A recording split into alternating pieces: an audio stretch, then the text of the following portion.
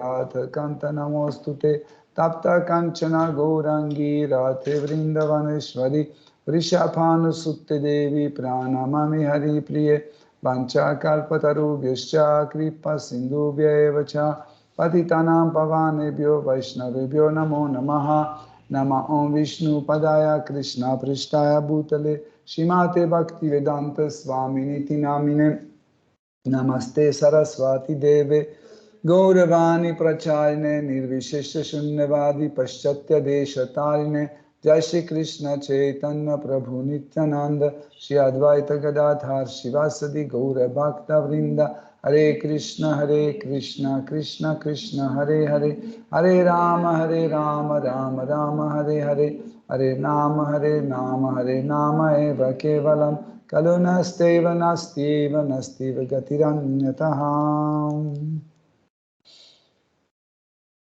Om Namo Bhagavate Vasudevaya Om Namo Bhagavate Vasudevaya. Om Namo Bhagavate Vasudevaya Om Namo Bhagavate Vasudevaya. Om Namo Bhagavate Vasudevaya Om Namo Bhagavate Vasudevaya.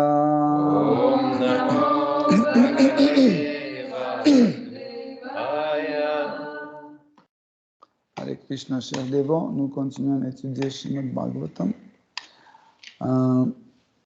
4e chant, 16e chapitre à partir de verset 20.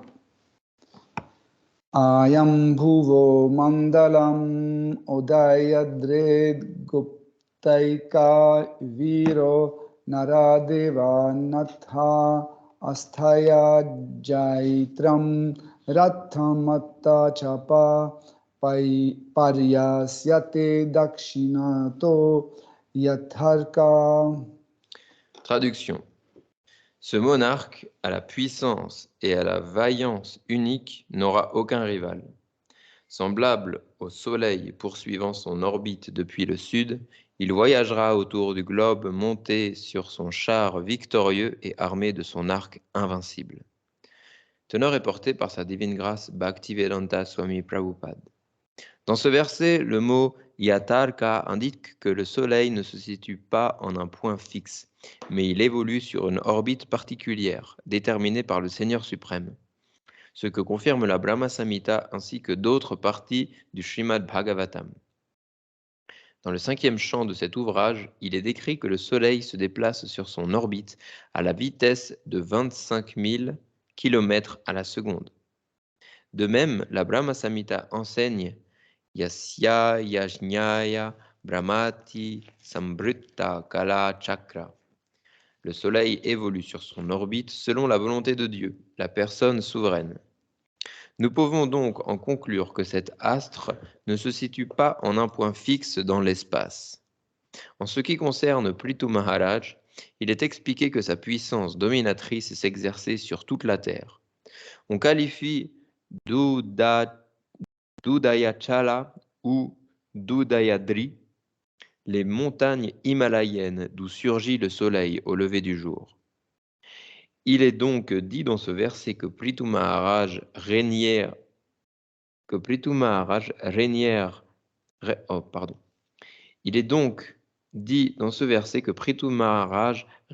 sur le monde, y compris l'Himalaya, et jusqu'aux limites des mers et des océans. En d'autres termes, son royaume couvrirait toute la planète. Il convient également de s'arrêter sur le mot Naradeva.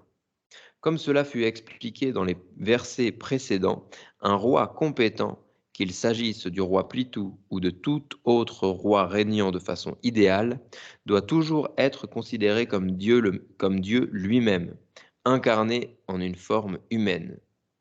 Selon la culture védique, le roi doit être honoré au même titre que le Seigneur suprême, car il représente Narayan, lequel couvre également les citoyens de sa protection.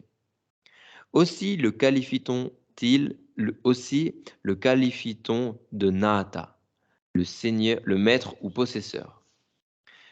Même Sanatana Goswami témoigna du respect à l'égard du Nawab Hussain Shah en le qualifiant de Naradeva, bien que ce nawab fût musulman. Un roi ou un dirigeant se doit donc d'être compétent au point que ses citoyens puissent le vénérer comme s'il était Dieu manifesté sous une forme humaine. Tel est le stade de perfection pour tout chef d'État. On va lire tous les versets jusqu'à fin chapitre. Verset 21. Lorsqu'il voyagera de par le monde, les autres rois ainsi que les Devas lui offriront toutes sortes de tribus. Les reines verront en lui le souverain originel, porteur des emblèmes que sont la masse et le disque. Et elles chanteront ses gloires, car sa renommée sera pareille à celle de Dieu, la personne suprême. Verset 22. Monarque extraordinaire, protecteur de ses sujets, il égalera les Devas Prajapati. Pour assurer la subsistance de son peuple, il traitera la terre comme on traite une vache. Il traira la terre comme on traite une vache. Non content de cela, il aplanira la surface de la terre avec le bout de son arc, brisant les montagnes comme le fait Indra, le souverain des cieux, lorsqu'il les pulvérise de sa puissante foudre. Verset 23. Lorsque le lion se déplace dans la jungle, la queue dressée, les animaux de moindre puissance se cachent. De même, lorsque le roi Prithu parcourra son royaume et fera vibrer la corde de son arc implacable, fait de cornes de bouc et de taureaux, tous les brigands démoniaques fuiront dans toutes les directions pour se cacher. Verset 24. À la source de la Sarasvati, ce roi accomplira sans sacrifice Ashvamedha. Au cours du dernier de ces yajnas, Indra, le souverain des cieux, s'emparera du cheval sacrificiel. Verset 25. Il rencontrera Sanat Kumar, l'un des 4 Kumars, dans le jardin de son palais. Il le révérera avec dévotion, et le sage le bénira alors de ses instructions qui permettent de goûter à la félicité spirituelle. Verset 26. Lorsque les hommes en viendront à connaître les actes de vaillance du roi Prithu, ce dernier entendra sans cesse la louange de ses exploits incomparables. Verset 27. Nul ne pourra enfreindre les ordres de Prithu Maharaj.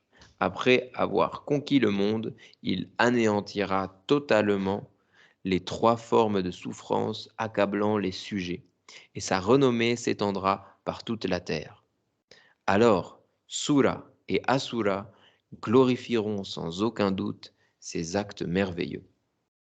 Ainsi s'achèvent les enseignements de Bhaktivedanta sur le 16e chapitre du 4e chant du Srimad Bhagavatam, intitulé « Éloge du roi Prithu par les chantres professionnels ».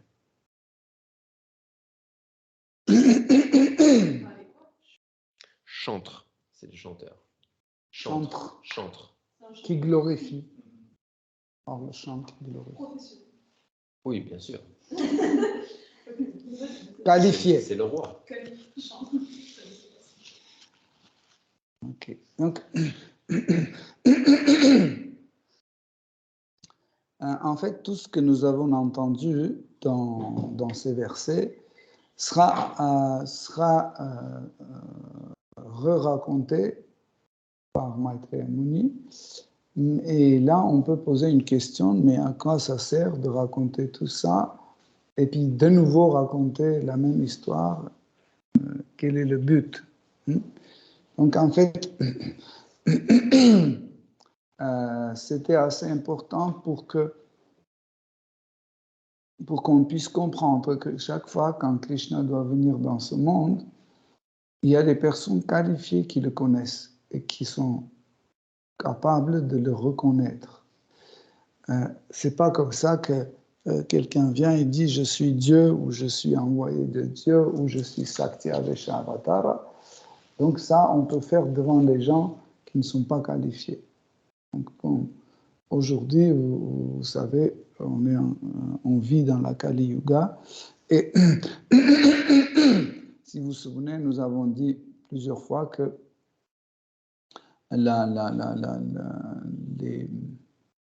les 4 yugas, en fait, ils maintiennent la religion ou le dharma sur 4 jambes, et la dernière jambe, les 3 premiers qui est déjà détruite, et la dernière sur laquelle le dharma est appuyé, c'est la véracité. Okay? Mais dans le Kali Yuga, dans Kali Yuga, il y a la reine de tamas, de l'ignorance, et un des symptômes de tamas, c'est de ne pas distinguer ce qui est vrai de ce qui n'est pas vrai.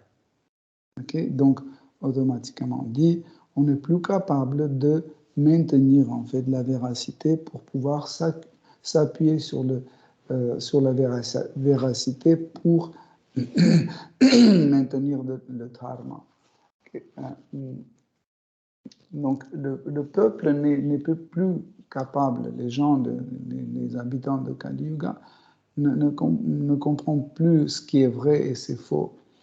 Par exemple, quand il y a les élections présidentielles et le candidat commence à présenter sa candidature, etc., qu'est-ce qu'il dit? Il dit, je vais faire ça, je vais augmenter les salaires, je vais baisser les impôts, je vais résoudre le problème de l'administration, de l'immigration, etc., etc. Donc, et les gens disent, ah oui, ça c'est un bon président. Mais pendant des centaines d'années, c'est la même chose. La personne dit, et quand il est déjà au pouvoir, il ne fait rien. Et chaque fois, le peuple pense que oui, mais cette fois-ci, ça va marcher. Donc ça, c'est le tamas total. Toujours, on pense que voilà, cette fois-ci, non, c'est peut-être jusqu'au là, mais là, cette fois-ci, c'est. Et le problème, c'est que l'homme de Kali Yuga est facilement dirigé et contrôlé par ses attachements. Par exemple, on sait que on est attaché à telle chose, et, et les hommes politiques, ils frappent en fait cet attachement. Hein. Par exemple, ils savent qu'aujourd'hui, 100% presque de la société est attachée à l'Internet, au Instagram, etc. Okay?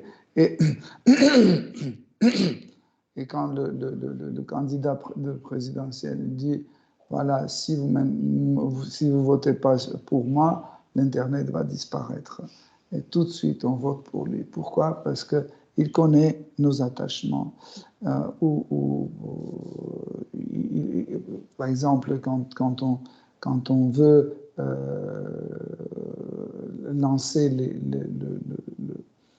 les gens de Kali Yuga dans une affaire ou dans une manifestation autre, on connaît ses points faibles. Et quels sont les points faibles? C'est des attachements. Sachez que la personne qui est renoncée, qui n'a pas d'attachement, il devient incontrôlable.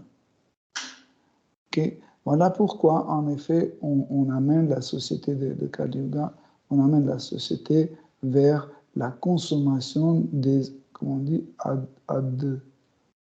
addictive. Consommation addictive. Voilà, vers la consommation addictive. Pourquoi? Parce qu'on s'attache facilement, peu importe, c'est les cigarettes, l'alcool, la vaccine ou autre, on s'attache rapidement. Le masque, il y a des gens qui sont tellement maintenant attachés à leur masque, si tu dis enlève-le, tu dis non, c'est très bien comme ça.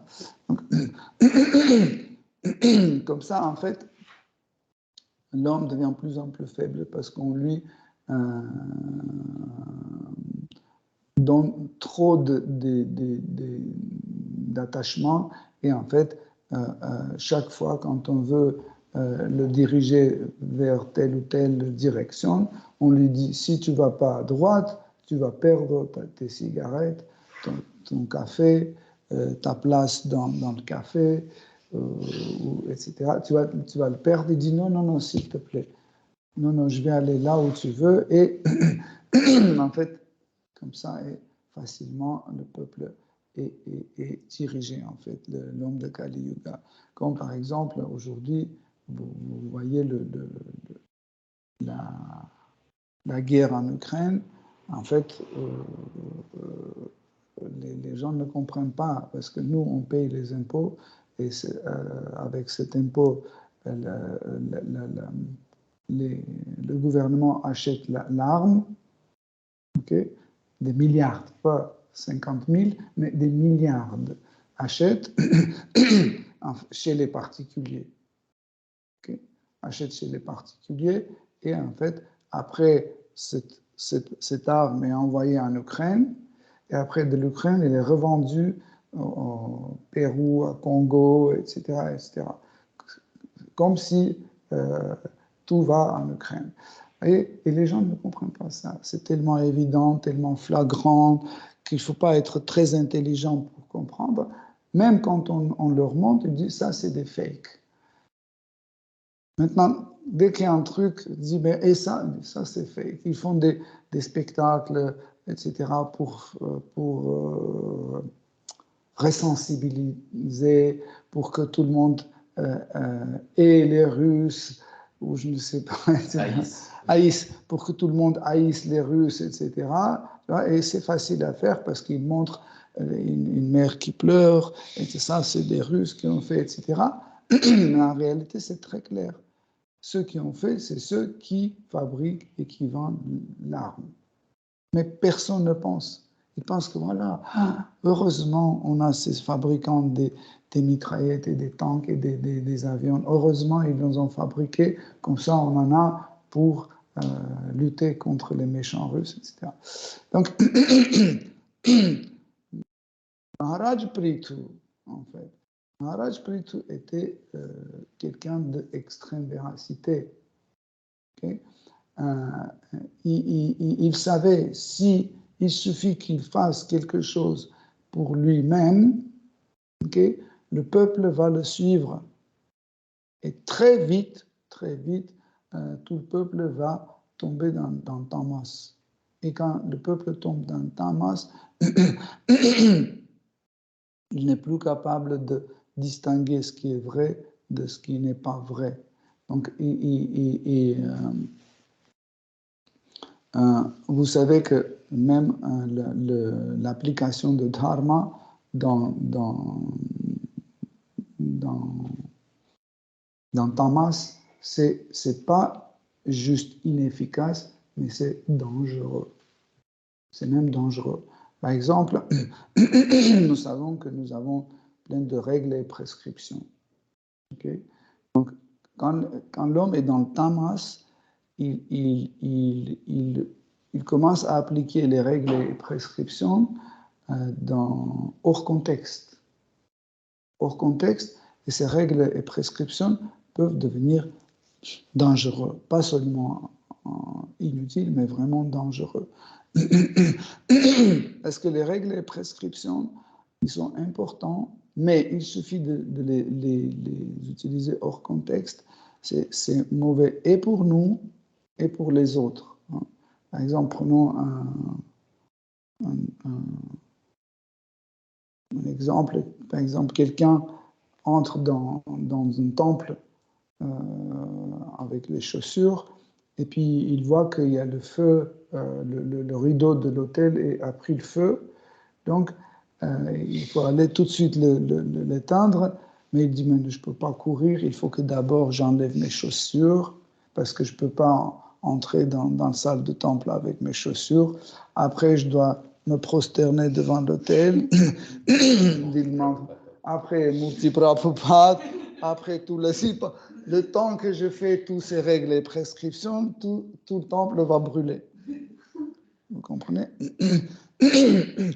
Ça, c'est l'application de règles et prescriptions dans Tamaguna.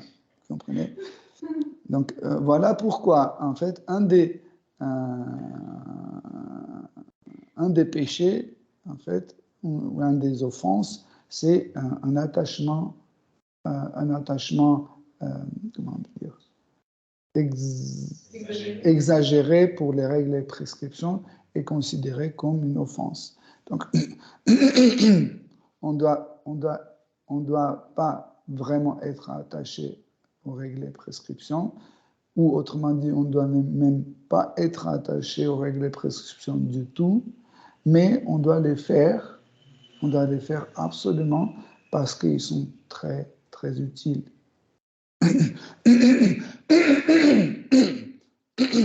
Et voilà pourquoi Maharaj Prithu, à tout prix, il voulait préserver les règles et prescriptions et il veillait pour que tout son peuple suive les règles et prescriptions, mais pas dans le tamas, mais dans sattva ou sur la plateforme transcendantale.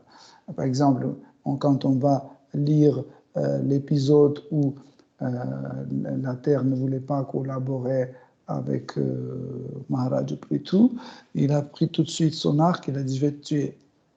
Vous vous souvenez de ce passage, cet épisode? Et la Terre voulait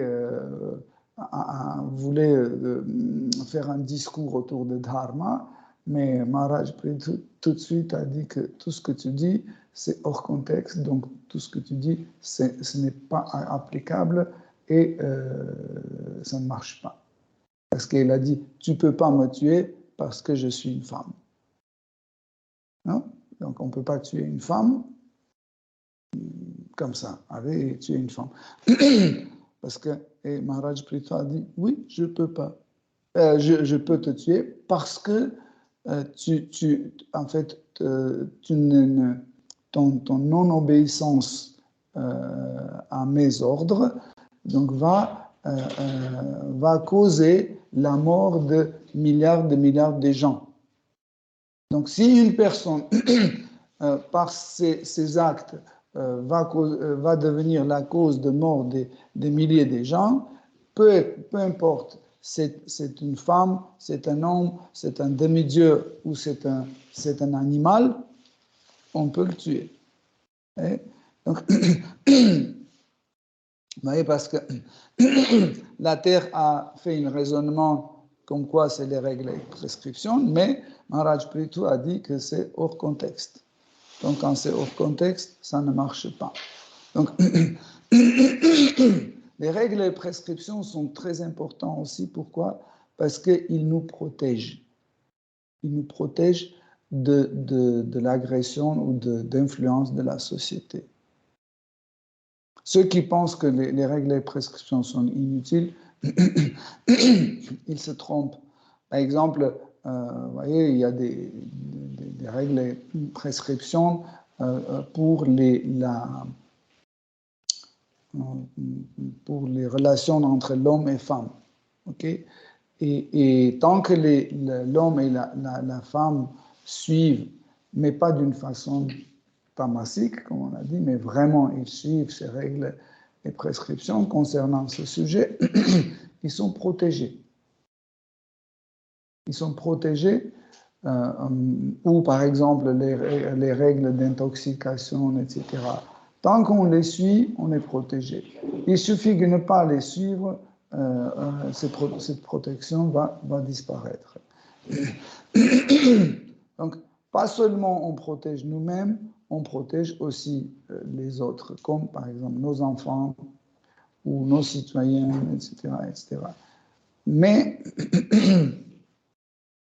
ces règles et prescriptions doivent être, entre guillemets, conceptualisées.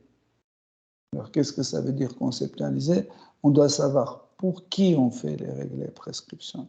Parce que si l'homme prend les règles et prescriptions, ou plutôt l'application des règles et prescriptions à son compte, ok, s'il prend à son compte, donc il veut dire, bah, si c'est pour moi, je n'ai pas besoin de chanter par exemple 16 tours, je peux chanter 3. Si c'est pour moi, bon, c'est pas grave, je peux manger l'ail et oignon. Si c'est pour moi, je peux de temps en temps fumer ou boire l'alcool. Mais si ça concerne moi. Mais c'est pas comme ça. En fait, si on conceptualise, on comprend que, en fait, nous suivons les règles et prescriptions pour plaire Krishna, pour plaire à Krishna. Comment on plaît à Krishna?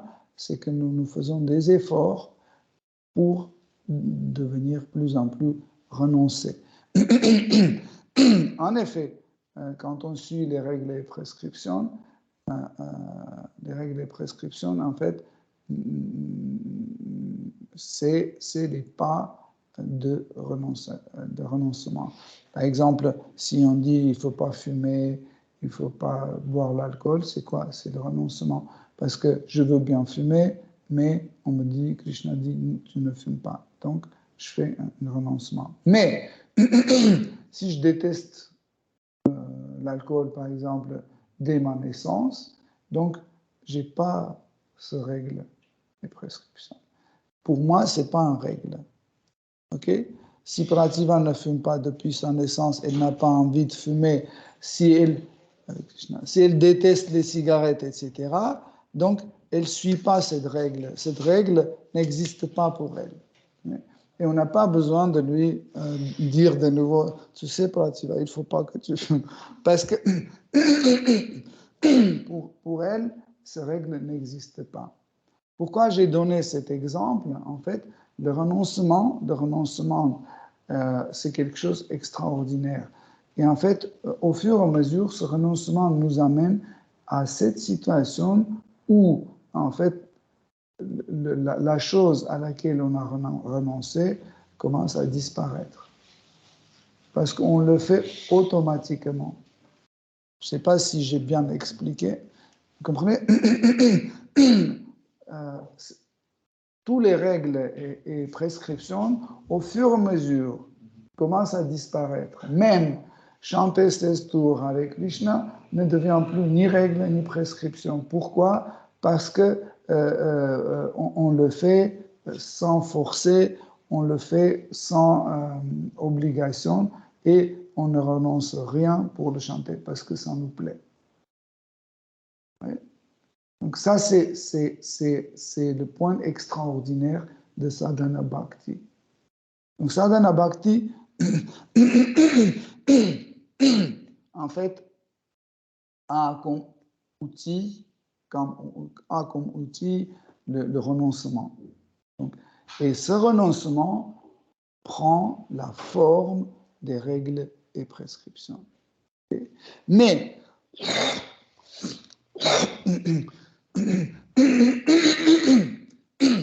les règles et prescriptions deviennent petit à petit encore plus en plus subtiles. Parce que nous parlons de dharma, les règles et prescriptions deviennent de plus en plus subtiles. Comment ça devient de plus en plus subtil? Par exemple, on vous dit que vous ne pouvez pas manger de la viande. C'est une règle.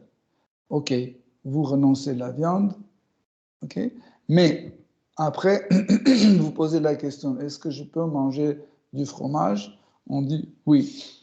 Et donc, vous commencez à manger fromage, mais tellement trop qu'à un moment, ça commence à influencer votre santé et ça affecte votre service dévotionnel. Pourquoi? Parce que vous tombez dans la gratification des sens. Okay? Donc, si on continue à appliquer le renoncement, donc on doit comprendre qu'en fait, le renoncement, c'est un principe, hein, c'est un principe de éliminer ou refuser chaque chose qui devient l'obstacle pour arriver à Krishna. Quand je dis toute chose, ça peut être, je ne sais pas, dans la catégorie nourriture, métier, meubles, les enfants, la femme, le mari, les parents, la patrie, je ne sais pas, tout ce que vous voulez, la santé. Okay? Pourquoi? Parce qu'en fait, Bhakti, bhakti peut venir seulement à celui qui est prêt tout sacrifier. Peut-être ça à l'oreille de quelqu'un qui ne comprend pas en fait qu'est Krishna, il peut dire non, et mes parents, mon père, ma mère, mes enfants, non, je ne peux pas les sacrifier pour Krishna, non, non, non. Pourquoi? Parce que, croyez-moi, nous pensons qu'ils sont meilleurs que Krishna. Ça, c'est un. Deuxièmement, on pense que si nous ne nous occupons pas de nos enfants, de nos parents, de notre pari, etc., Krishna n'est pas assez fort pour s'occuper d'eux. Ça veut dire qu'il y a un manque de foi. Okay? On ne croit pas que Krishna va intervenir. On pense que oui, et si je ne travaille pas, si je n'amène pas, si je ne paye pas, qui va faire ça, etc. Et aujourd'hui, c'est qui fait? Qui vous donne l'argent quand vous travaillez? C'est Krishna. C'est toujours Krishna. C'est pas que maintenant je travaille, je gagne l'argent et après c'est moi qui gagne. Et après, si je travaille pas, c'est Krishna qui va donner. Non, je travaille ou je travaille pas. Dans les deux cas, c'est Krishna qui donne. Vous comprenez? C'est pas comme ça que si j'ai arrêté de travailler, donc c'est Krishna va me donner. Et aujourd'hui, je travaille, c'est moi qui amène. Non. L'idée, c'est que quand Krishna dit tu t'abandonnes à moi, l'idée de s'abandonner, c'est que ne plus avoir les intérêts personnels. En général, quand on parle d'abandon, en fait, c'est comme ça qu'on doit comprendre que je n'ai plus aucun intérêt personnel. Le centre de mes intérêts, c'est Krishna. Okay. Dans ce cas-là, en fait, ce sentiment négatif que vous avez par vos attachements pour vos enfants, etc., oh, que je suis quelqu'un mauvais, j'ai aucun attachement, j'ai sacrifié ma femme, mon mari pour obtenir... Cet effet va disparaître de votre cœur, tout de suite. En fait, pourquoi je vous dis ça? Parce que j'avais ce genre de sentiments. Quand on est venu dans la conscience Krishna, j'avais ces sentiments. Et mes pauvres enfants, et mes parents, et après, j'y croyais tellement, en fait, à la Bhagavad Gita, je dis, tant pis, je vais m'abandonner et on verra qu'est-ce qui va se passer. Et puis, j'ai vu que tout à fait le contraire. Tout va beaucoup mieux, millions de fois mieux qu'avant. Donc, quand Krishna dit « je vais m'en occuper », il tient ses promesses. Et c'est vraiment une vérité parce que ça sort de la bouche de Krishna. Comment il va faire? Il sait le faire. Souvent, l'homme, dans Tamas ou dans Rajas, il continue à faire des efforts inutiles dans la direction. Inutiles, pourquoi? Parce qu'il n'a ni la force pour résoudre ses problèmes, ni la connaissance, ni l'expérience, ni la qualification. Mais il continue à faire des efforts. Et Krishna dit, bon, laisse-moi, je vais m'en occuper. Non, non, non, non, attends, je vais faire. Krishna dit, ok, il faut que nous, on laisse Krishna intervenir. Quand on ne laisse pas Krishna intervenir, on compte sur nous-mêmes. Souvent, on se trouve dans une situation instable et absurde. Il faut qu'on laisse intervenir Krishna. Par exemple, regardez, dans notre histoire de Maharaj Prithu, okay, les brahmanas ont laissé venir Krishna. Ils n'ont pas dit, bon, on va faire nous-mêmes. Vous vous souvenez, on a parlé de ça, que les brahmanas, finalement, ils pouvaient, n'est-ce pas, ils pouvaient diriger le pays. Mais ils savaient bien qu'en fait, ils vont mettre des efforts, mais il y aura toujours une situation dans laquelle ils ne seront pas à l'auteur. Et en plus, ils ont bien compris, s'ils vont faire le travail des kshatriya, qui va faire le travail des brahmanas. C'est pour ça qu'en fait, ils ont dit, laissons intervenir Krishna. Et comme ça, par leur prière, par leur méditation, bien sûr que aussi formellement, ils ont baraté le corps de Maharaj Vena et Krishna est venu pour intervenir. Donc, et nous voyons que l'intervention de Krishna est la meilleure toujours. Donc, Maharaj Prithu, il a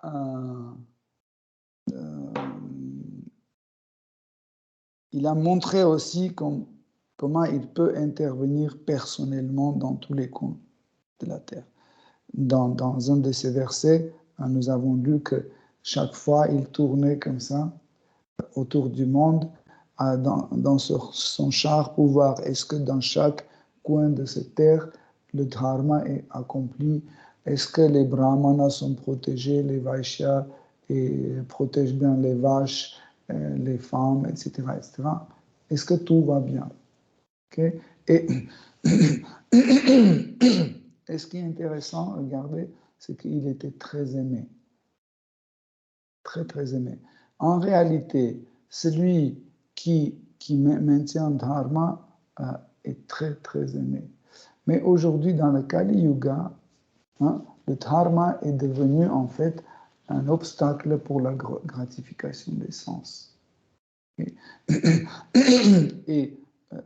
90% de la société en Kali Yuga est droguée en permanence. Bon. Ils sont drogués par l'alcool, par les cigarettes, par les médicaments, par l'information, etc., etc. Ils sont tout le temps dans un état drogué. Vous voyez, chocolat, l'ail, oignon, tout ça, c'est des différents types de drogues. Et dès que la force d'une drogue était affaiblie, ils prennent un autre. Par exemple, ils ont bien mangé une salade avec de l'ail dedans, ils sont bien drogués. Dès que ça affaiblit, ils boivent une bière et ils sont toujours drogués. Dès que cette force de l'influence de bière est finie, ils fument une cigarette. Après, il ne laisse pas comme ça, il prend un chocolat, et après le chocolat, il regarde la télé, et après la télé, ils prennent leurs médicaments, tout le temps, ils sont drogués. Donc, voilà pourquoi, en effet,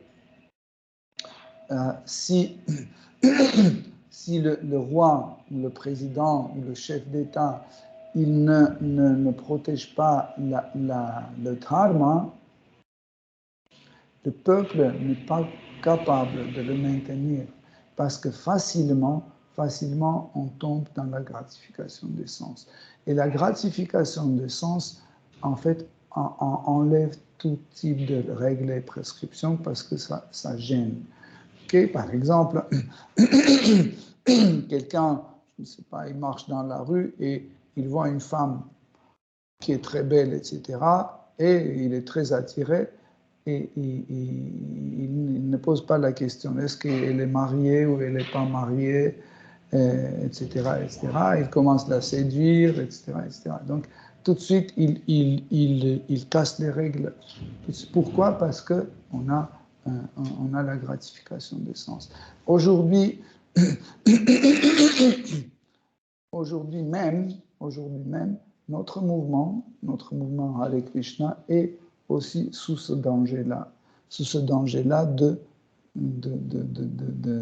d'être modifié et devenir inutile. Pourquoi? Parce que petit à petit, on commence à dire, bon, le renoncement, le bhakti ne dépend pas de renoncement. Oui, c'est vrai, ce bhakti ne dépend pas de renoncement. Et tout le monde ne peut pas être renoncé. Quelqu'un est trop renoncé, l'autre moins renoncé, et le troisième, il n'est pas renoncé de tout. Donc Krishna accepte tout le monde. Et puis après, c'est pas forcément, tout le monde ne peut pas écouter la Bhagavad Gita, tout le monde ne peut pas écouter Srimad Bhagavatam, tout le monde ne peut pas jeûner, tout le monde ne peut pas chanter Hare Krishna. Et on commence à baisser les standards, encore et encore. Et puis, bon, c'est pas grave, on peut boire du café, on peut manger du chocolat, un peu de l'ail, de l'oignon, c'est pas grave. Bon, tout le monde ne peut pas être aussi austère comme Narada Muni. Et petit à petit, en fait, ce qui se passe, c'est que on commence d'abord détruire les règles de Satana. Et après la destruction des règles de Satana, nous commençons à détruire en fait la compréhension de Siddhanta, les postulats de notre philosophie. Okay? Donc, pourquoi? Parce que le bhakti commence à devenir quelque chose mondain. On prend l'idée de bhakti et on en fait quelque chose mondain, quelque chose qui maintient bien les relations humaines, le business, etc., etc. Et petit à petit, aujourd'hui, nous voyons que les livres de Srila Prabhupada ne sont pas bienvenus chez beaucoup de dévots. Les dévots ne lisent plus et ne s'intéressent pas des livres de Prabhupada. Par exemple, si aujourd'hui on fait une conférence sur la dépression humaine, hein, la salle sera pleine, même il y aura des gens sur la rue. Je ne vous dis pas comme ça par exemple, mais on a eu cette expérience. Rasaela et Atmarama, ils sont bien témoins de ça. Je crois que Sudevi aussi était là. À l'époque, CCB, tu n'étais pas là, non? On avait un espace CCB un peu plus petit, mais il y avait beaucoup de... Voilà. Mais il y avait à peu près la même chose, il y avait beaucoup de monde qui venait. Et ce qui était drôle, c'est qu'on a lancé, bon, juste pour comme ça, par expérience, on a lancé en fait le sujet de dépression. Il y avait du monde. On a fait 3 conférences, et puis ils ont redemandé encore une fois. Parlez-nous plus de la dépression. Oui, voilà, tu vois. Oui.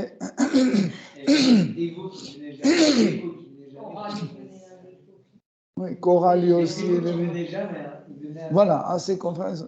Et après, on a vu que non, si on fait encore des trucs comme ça, on va dévier complètement de Bhakti.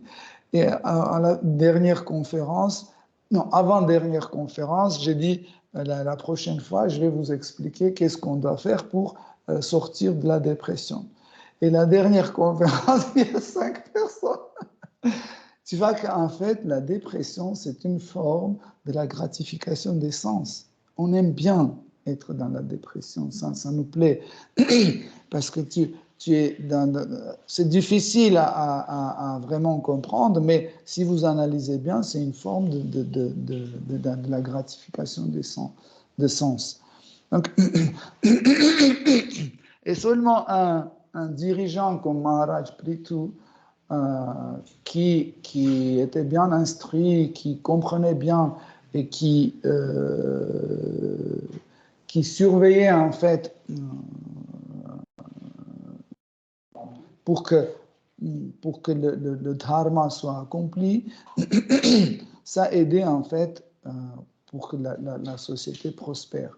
Parce que souvent on va lutter contre le crime, on va lutter contre la drogue, etc., contre la violence.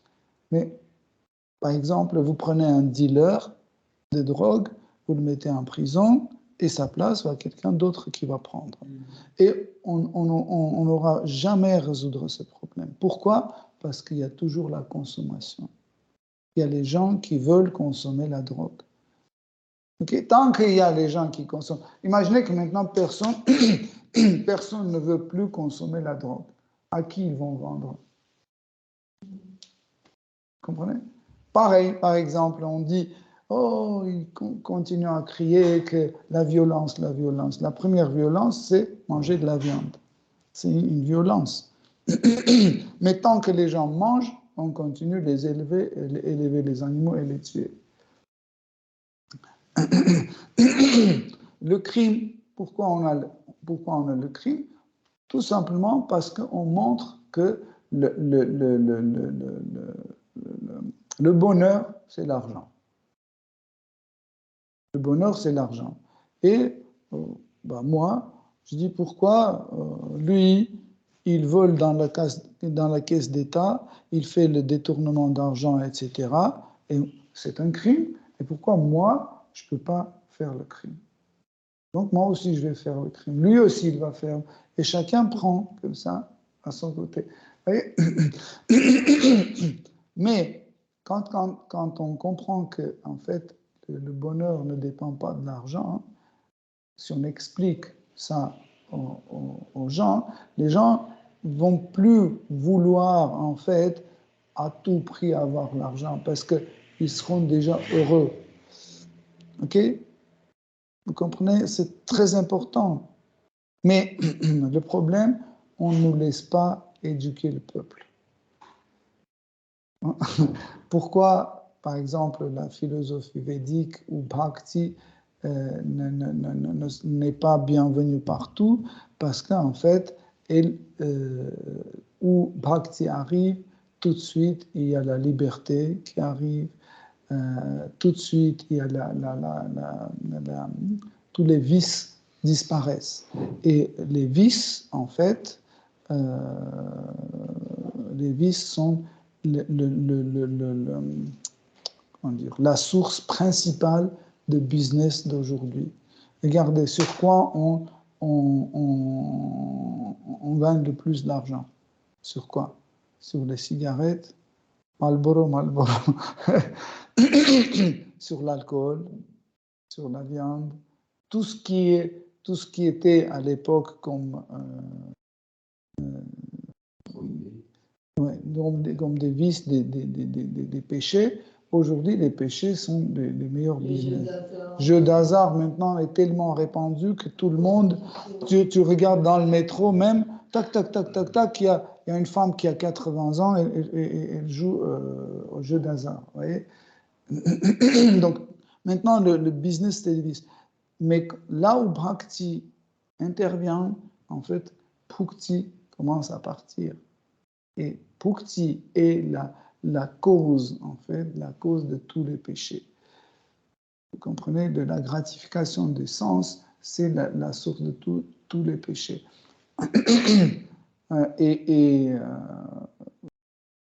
Comme ça, nous comprenons que Maharaj Prithu, en fait, par son propre exemple, il montrait comment on peut éviter en fait cette mauvaise situation pour que tout le monde vit bien. Vous pouvez aussi poser une question. Et les bandits et les criminels de son pays, eux aussi devaient vivre bien, n'est-ce pas? En fait, Maharaj Prithu, il le mettait dans une situation où il pouvait, en fait,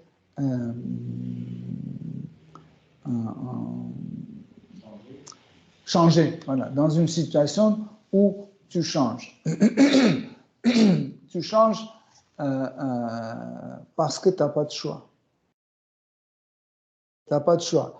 Et en changeant, tu goûtes que c'est possible de gagner sa vie autrement.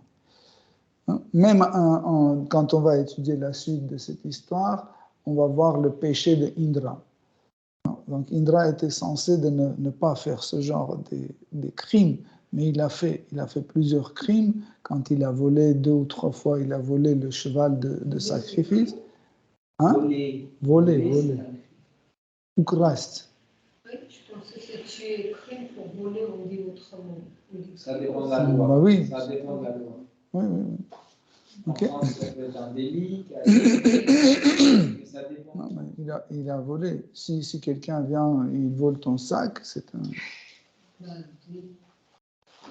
Ok. Donc, et il a mis Indra dans une situation où Indra n'avait pas de choix, il devait changer. Donc, ainsi, par son propre exemple, Maharaj Prithu a montré que peu importe quelle position sociale nous nous occupons, on doit toujours avoir Guru. Lui, il était Dieu la personne suprême, mais il a pris l'enseignement de Sanat Kumara pour montrer que tout le monde doit avoir un Guru authentique. Voilà. Ainsi, nous avons fini le 16e chapitre, le 4e chant, et la semaine prochaine, dimanche, on va ce dimanche-là, oui, on on va commencer le chapitre 6 où Maharaj Prithu 17, pardon. On va commencer chapitre 17 où Maharaj Prithu a son affaire avec la terre. Là, c'est vraiment... Voilà, c'est vraiment... Ok, Hare Krishna, si vous avez des questions, des commentaires, des suggestions. Moi, j'ai une question par rapport à ce que tu expliquais sur le fait que le renoncement, c'est un outil au service de sadhana bhakti.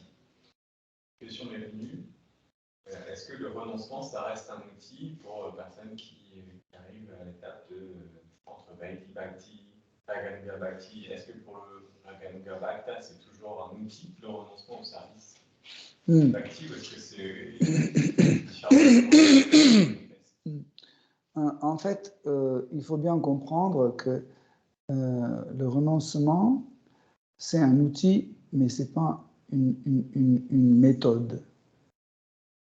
Parce qu'on peut appliquer renoncement comme méthode et arriver à quelque chose de différent de Bhakti. Par exemple, je peux faire beaucoup de renoncement, et arriver à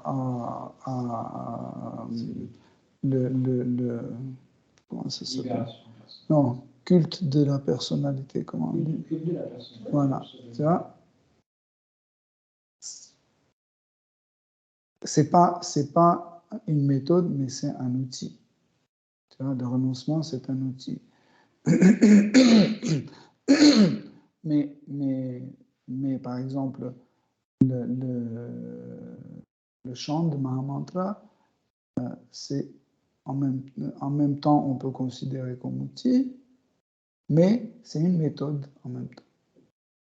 Pourquoi? Parce que quand on atteint le but, on le rejette pas. C'est pour ça qu'il est pas un outil. Okay? Par exemple, quand je veux accrocher un tableau, okay, ça c'est mon but. Donc j'utilise par exemple une perceuse, marteau, j'utilise une rallonge, etc. Tout ça c'est des outils. Mais quand le tableau est accroché, je n'ai plus besoin de tous ces outils. Pareil en fait. Le renoncement, comme j'ai expliqué, le renoncement commence à disparaître quand je vais montrer ça sur un exemple. Par exemple, je suis attaché à l'alcool, donc je le renonce. Okay? Ça, c'est un renoncement. Mais quand je commence à détester l'alcool ou juste devenir indifférent, il n'y a plus de renoncement. Et quand en effet, sur le niveau de Bhava Bhakti, sur le niveau de Bhava Bhakti, l'homme va dans Vaidhi Bhakti ou Raganuga Bhakti, en fait, le renoncement n'est plus là. Par exemple, prenons Vaidhi Bhakti. Quel est le renoncement? Par exemple, pour moi, aujourd'hui, c'est le renoncement de me lever tôt le matin et faire un puja. Ok? Parce que j'ai aucun attachement, aucun bhava. Mais quand il y a déjà des bhavas, il y a le ruchi, il y a le goût pour servir Krishna dans Vaidhi Bhakti. Ok? Quel est le renoncement dans ce cas-là? C'est le contraire. C'est entre guillemets, c'est un plaisir. Okay? Donc le renoncement disparaît à ce niveau-là, il n'y a plus de renoncement. Le renoncement, il est l'outil dans Sadhana Bhakti. Après, ce n'est plus... tu ne peux pas dire que Mère Yashoda, par exemple, il fait le renoncement pour réveiller le Krishna. Non. Ce n'est pas un renoncement, c'est un bhava, c'est un extase. Donc il n'y a plus du tout de renoncement. Non. En fait, ils peuvent jouer le renoncement. Comme par exemple les gopis, pour obtenir Krishna comme leur mari, elle jeûnait, elle mangeait que du kitri, je ne sais pas, ce genre de trucs où ils prenaient les herbes amères comme ça, mais ça leur faisait plaisir parce qu'en fait, ils se rappelaient tout le temps de Krishna.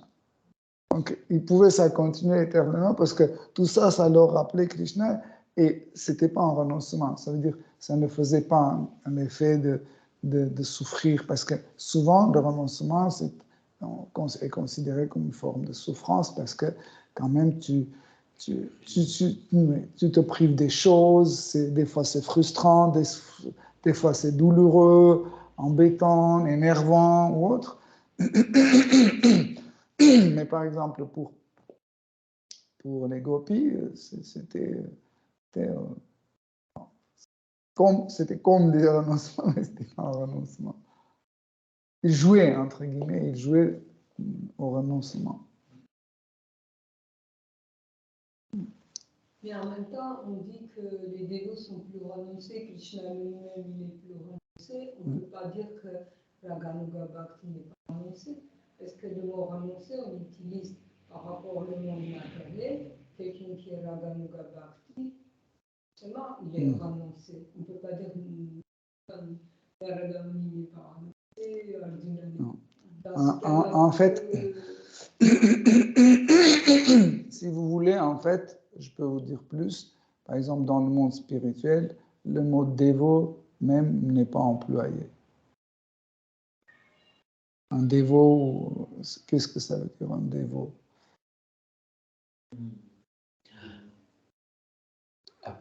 Même. Et dans les divertissements de Chaitanya. Ce sont des divertissements qui se passaient ici et pas là-bas. Vous voyez? En fait, là où vous avez les dévots qui pratiquaient l'austérité, suivaient les règles et prescriptions, austérité, etc., tous ces divertissements se passent ici. Par exemple, quels sont les divertissements par exemple, dans les divertissements sur Goloka et pas Gokula. Gokula, c'est ici, Goloka, c'est là-bas. Dans Goloka, quels sont les divertissements de Krishna où on fait des austérités, où on applique les règles et prescriptions? Il n'y a pas. Quelles sont les règles et prescriptions? S'il y a des règles et prescriptions, si je dois me priver de quelque chose, ça veut dire que je veux quelque chose de différent de Krishna, okay? Donc je me force de me séparer de ça, donc ce n'est plus un monde spirituel, c'est le monde matériel. Donc c'est ça la nuance. Donc il n'y a pas de règle, c'est vraiment que je ne suis pas attentionné de me lever tôt, et on applique une règle sur moi pour que je le fasse. Renoncement ou n'importe quelle règle, ou je ne sais pas, de ne pas manger avec la main gauche, ou je ne sais pas, ne pas manger avec la fourchette, comme disent des fois, ils ajoutent des règles. Ça veut dire du moment où ça devient un plaisir, donc c'est plus le renoncement, c'est dans ce sens-là, parce qu'après on dit si quelqu'un ne souffre plus, parce que en fait, au niveau transcendantal, on n'applique plus le renoncement, souffrance ou rien du tout, parce qu'on est en dehors de ça. En fait, jusqu'au moment où il n'y a pas de goût pour les règles, pour le service dévotionnel, tant qu'on n'a pas encore ce goût-là, le dévot accepte la souffrance. Il accepte la souffrance. Par exemple, il croit, mais en fait, il souffre parce qu'il croit en Dieu. Par exemple, nous, on est devenus Hare Krishna, on est rentré chez nous et les parents ont commencé à nous gronder. Vous êtes rentrés dans une secte, ils nous ont fait souffrir. Shraddha est devenu la cause de la souffrance. Après, ça tout sangha, encore pire. mais le dévot accepte la souffrance. Vous comprenez? c'est hyper important à comprendre que le dévot accepte la souffrance. La société d'aujourd'hui n'accepte pas la souffrance. Parce que leur but, c'est la gratification des sens. Et la souffrance n'est pas acceptée. Mais le dévot, il accepte la souffrance parce qu'il sait que seulement par cette souffrance, il peut arriver à Krishna. Parce que là, il doit appliquer le renoncement. Par exemple, le satsanga, c'est aussi un renoncement parce que tu as des copains, copines, avec qui tu étais bien, les membres de famille, rigolos, etc., etc. Mais ils ne sont pas les dévots. Mais tu dis, oui, quand même, je vais y aller, etc. Tu y vas, mais tu vois que plus tu y vas, pire c'est. Et tu dis, non, je ne vais plus y aller, je vais rester avec les dévots. C'est aussi une forme de souffrance, parce que tu te prives des choses. Ou par exemple, il y a un dévot qui n'est pas dans ton goût, ou un néophyte qui dit n'importe quoi, ou qui sent mauvais, ou je ne sais pas, on doit supporter ça, ou quelqu'un qui est hyper en retard, ou qui tient pas ses... Bref, on a toutes sortes de dévots, et ça peut souffrir, ça peut nous faire souffrir. Ati Bhautika. Antibiotika, c'est la souffrance qui est donnée par les autres êtres vivants. Okay? Là, pareil, par exemple, Bhajana Kriya aussi fait souffrir. Par exemple, un douche le matin, une douche le soir, une douche le matin, une douche le soir. Chanter Gayatri, chanter 16 tours, c'est aussi une forme de souffrance. Après, tu arrives à Bhajana Kriya, pardon, Anartha Nivriti. Tu vois, Anartha Nivriti, c'est aussi douloureux. Parce que tu dis, c'est dommage. Moi, j'étais orgueilleux et ça plaisait aux autres. Tout le monde me glorifiait. Maintenant, je vais devenir... Tout le monde va me négliger, va dire... Vous avez vu, lui, il est devenu une serpillière complètement. Il est devenu nul. Donc, on doit le supporter et avaler ça. Parce que c'est pour ça que le processus d'anartha nivriti est très douloureux. Parce que vous renoncez aussi. Vous renoncez votre carrière. Vous renoncez votre attachement à plein de choses qui concernent votre position dans la société, votre type de relation, le plaisir de dire, penser, se comporter, etc. Il faut tout renoncer. Okay. Mais ça aussi, c'est un processus douloureux. Okay. Jusqu'au moment où il y a le nishtha. Donc, nishtha, au moment de nishtha, la shraddha, la foi devient très forte. Même pas, c'est pas le bon mot, plutôt shraddha devient plus enthousiaste, très enthousiaste. Vous commencez plus fort aussi. Vous voyez que oui, ça marche, c'est comme ça, et je vais continuer. Et puis là, il y a goût pour le service dévotionnel. Là, en fait, quand il y a le goût, la souffrance ne fait pas souffrir. Ça veut dire, vous souffrez, mais ça vous fait pas souffrir. Je ne sais pas si on peut dire comme ça.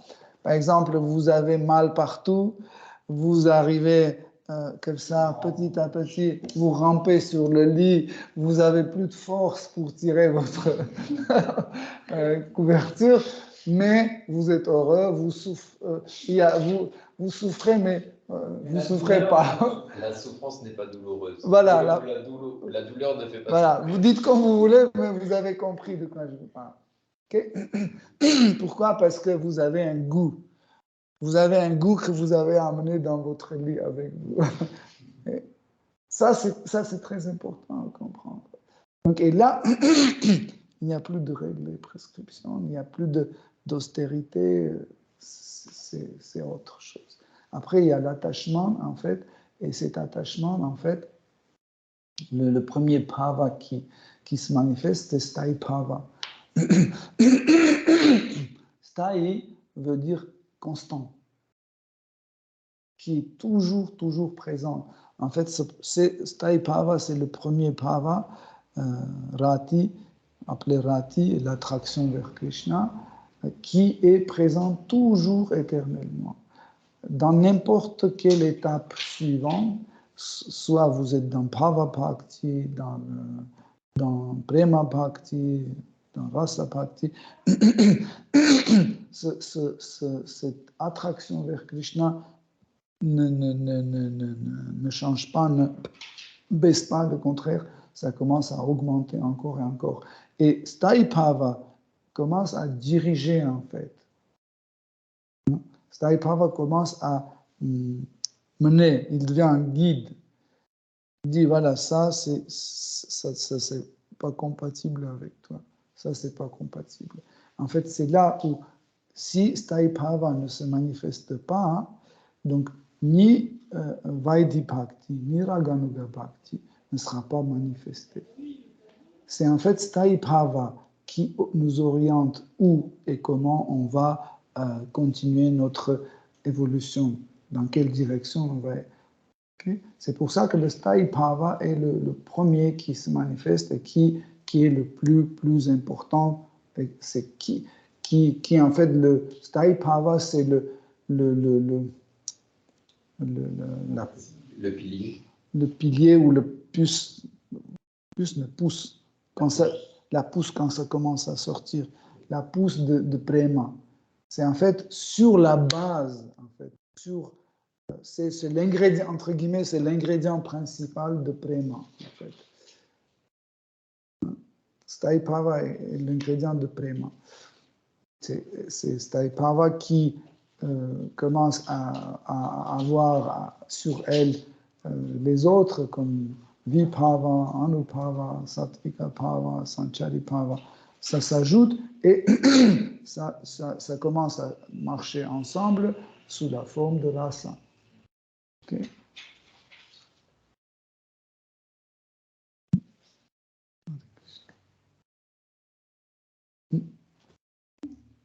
Vas-y, Paul. En fait, quand vous avez dit qu'un intangibilité c'est douloureux, est-ce que vous pouvez plus détailler un intangibilité? Pourquoi c'est douloureux? Comment on sait que c'est quoi un intangibilité? Je ne sais pas très bien. Je sais que c'est la purification, mais c'est ça. Mais comment ça se manifeste? C'est un dégoût? Comment vous savez qu'il passe par cette étape? En fait, par exemple, je suis quelqu'un très envieux. Ok? Mais je pense que je ne suis pas envieux du tout. Et quand le processus anartha nivriti arrive, tu t'attrapes au moment que tu envies à quelqu'un. Ça, c'est anartha nivriti. Tant que tu n'as pas attrapé, sur ton cas, que tu es jaloux, que tu es envieux, tu es orgueilleux, etc. Tant que tu n'as pas attrapé sur le fait, comme on dit, donc anartha nivriti ne se passe pas. Ce processus-là, quand tu t'attrapes en fait sur ça, tu dois avouer, en premier, tu dois avouer à toi-même que tu es envieux, ça c'est douloureux. Okay? C'est très douloureux. Moi, je me souviens, c'était tellement difficile, et aujourd'hui aussi, c'est tellement difficile quand tu dis non, je ne suis pas comme ça. Et puis, finalement, tu vois qu'en fait, tu peux dire verbalement ou mentalement à toi-même, c'est pas comme ça, mais le sentiment de la haine, par exemple, ou le sentiment d'envie, il est présent, et tu le vois, et tu le sens. Et c'est douloureux, parce que tu dois avouer à toi-même, en premier, tu dois avouer que oui, je suis envieux ou orgueilleux ou autre. Donc, c'est la purification, c'est-à-dire ça part. Pour moi, par exemple, quand ça arrive, je dis que je suis une mauvaise personne, je commence à culpabiliser. Non, pas l'exemple, c'est juste un exemple. Alors, mais ça commence à disparaître. C'est ça? Ah oui.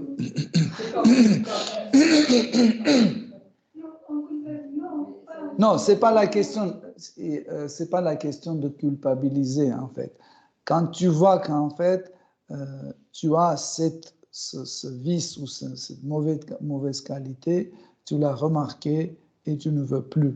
Tu ne le veux plus. Mais Anartha Nivritti, c'est de l'accepter que oui, je suis orgueilleux. Je l'ai vu. C'est pas, oh, je suis le plus déchu. Oui, je suis. Non, je parle pas de ça, c'est du théâtre. C'est pas de ça que c'est le contraire, c'est la gratification des sens.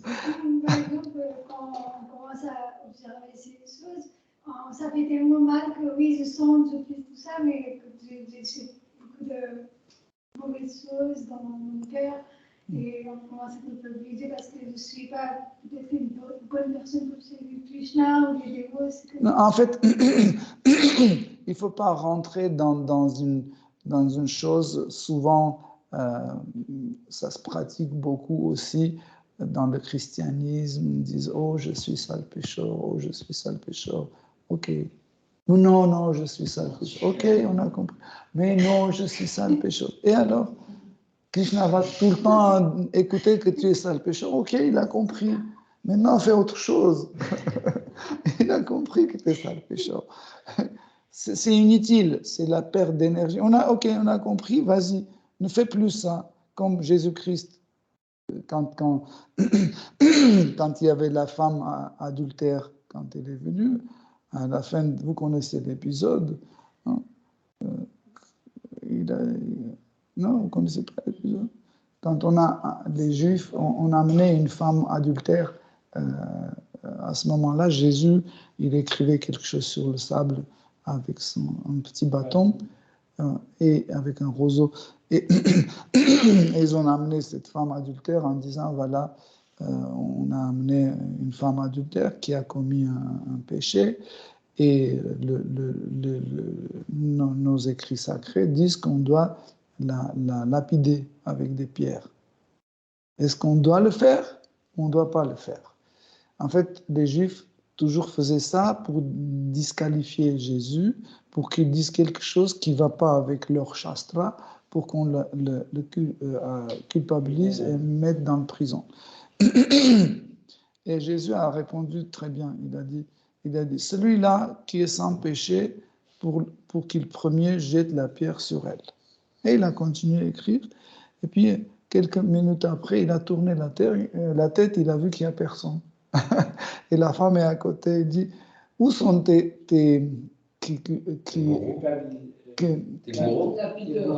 non. Les accusateurs. Où sont tes accusateurs? Elle a dit qu'ils sont partis. Elle a dit, bon, moi, je ne t'accuse pas non plus, tu peux y aller, mais ne pêche plus. C'est ça la question. Ne faites plus. Ok, on a compris, t'es sale pécheur, etc. C'est fini. On ne fait plus. C'est ça. Ça, c'est dans notre livre.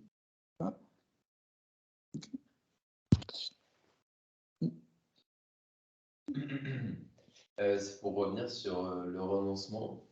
Je voudrais avoir des précisions sur quelque chose qui me semble être un renoncement, mais sur la plateforme spirituelle où on voit par exemple dans la vie de Chaitanya Mahaprabhu où il a dû se séparer d'un de ses dévots, c'était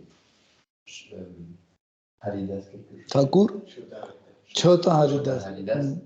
Et en fait, il devait l'aimer énormément, mais il a renoncé à sa relation avec lui pour quelque chose en fait, pour établir un exemple et pour sûrement quelque chose de plus important pour lui.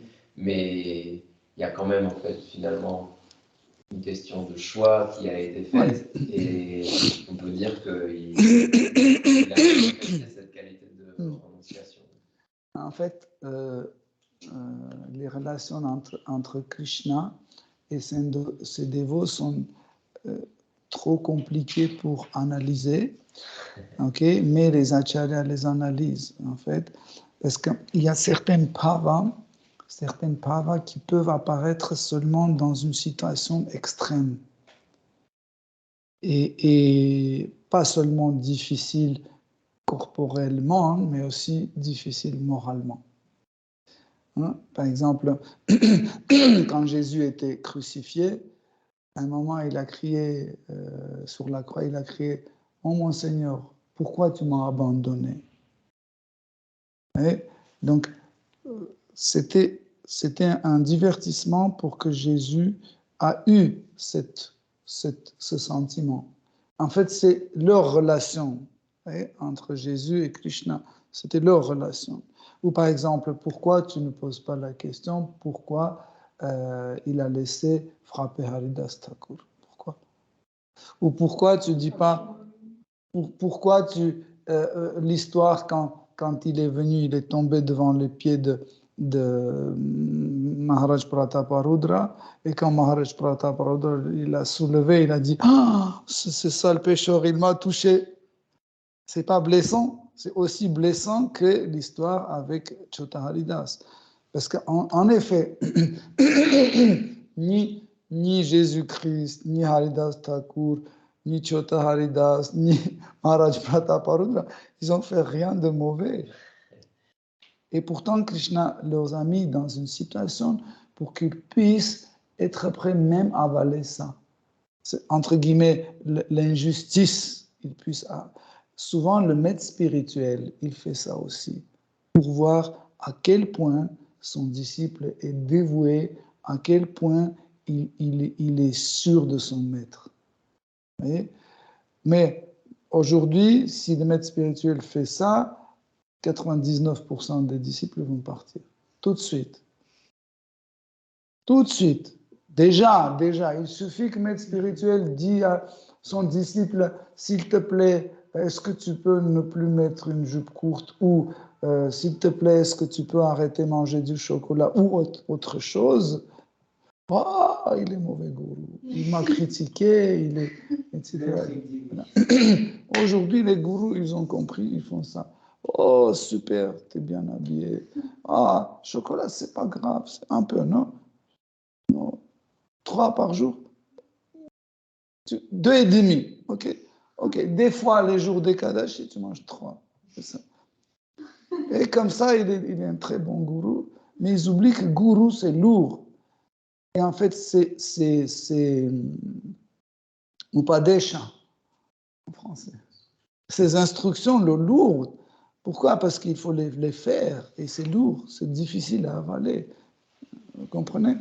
Et Chota Haridas, en réalité, il est allé demander du riz de bonne qualité pour cuisiner pour Sri Chaitanya Mahaprabhu et ses dévots. Mais en fait, il est allé demander à une femme qui était plus âgée même que lui. C'était une femme âgée. Ce n'était pas une jeune fille, etc. C'était une femme âgée, mais lui, il était sannyas. Donc, il est allé, il est juste demandé comment ça cuisine, etc. Il a pris, il a amené. Et Sri Chaitanya Mahaprabhu l'a rejeté parce qu'il n'a pas respecté l'ordre de sannyas. Mais il n'a pas respecté l'ordre de sannyas, il l'a rejeté à tel point que même si tous les dévots, etc., ont commencé de supplier, etc., il a dit non, je veux. Et comme ça, il s'est suicidé. Chotananda s'est suicidé. Et un jour, quand il marchait au bord de Sri Chaitanya Mahaprabhu avec ses dévots, marchait au bord de l'océan, Chotananda s'est apparu dans le ciel. Il a commencé à faire un kirtan pour Sri Chaitanya Mahaprabhu. Donc, ne pensez pas que Krishna est toujours gentil.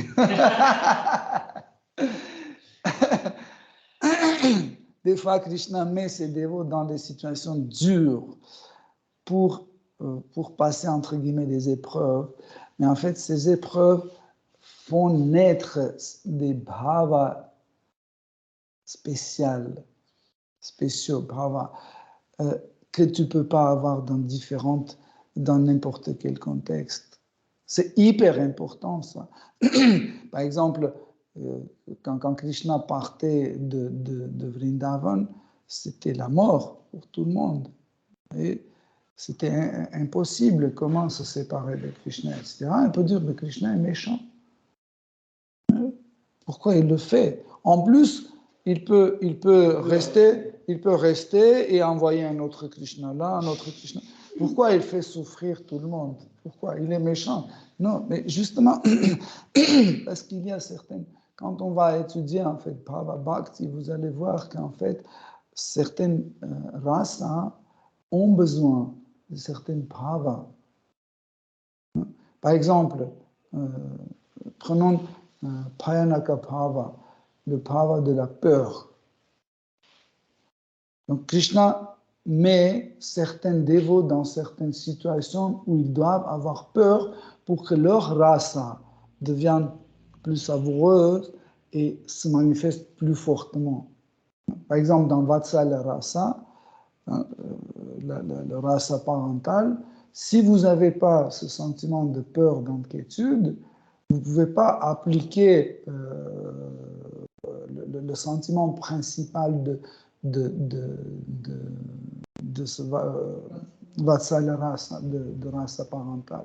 Pourquoi? Parce que le parent de Krishna, il s'inquiète toujours, il a peur que Krishna va tomber, il a peur que les démons vont la manger, et il a peur tout le temps il a maigri, etc. Et ce peur doit être toujours provoqué par Krishna pour renforcer leur rasa, Vatsala Rasa. Comprenez? C'est hyper important. Ou par exemple, parmi les gopis, il y a un sentiment man, c'est la colère de jalousie spéciale qui a seulement dans Shringara Rasa. C'est pas, par exemple, il y a la colère aussi chez les autres, par exemple, chez les parents aussi, mais c'est pas mana, c'est un autre type de colère. C'est c'est pas mana, c'est autre chose. Ok? Mais ça, c'est important pour que leur rasa se manifeste.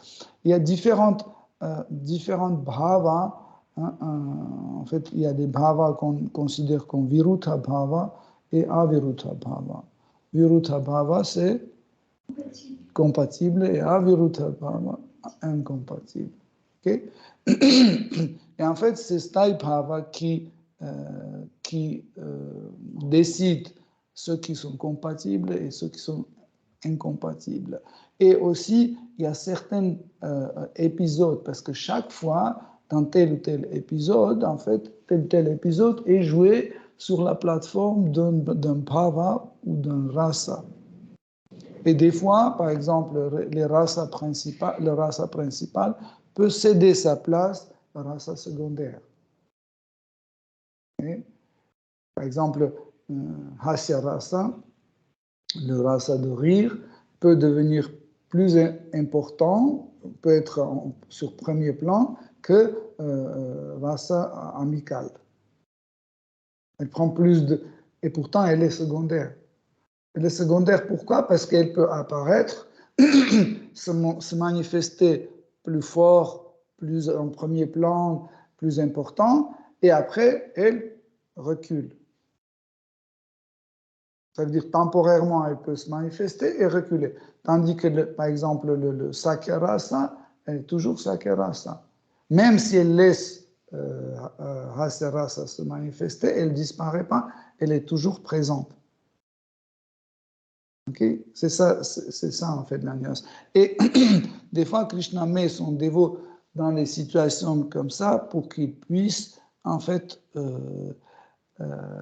manifester cette émotion pour que son rasa soit entre guillemets renforcé, valide ou fructifié. Ok, Hare Krishna, cher dévot, merci beaucoup pour votre écoute et questions. Shri Srimad Bhagavatam ki jai, Srila Prabhupada ki jai. Srila Prabhu ki jai. Toute gloire de votre assemblée. Hare Krishna.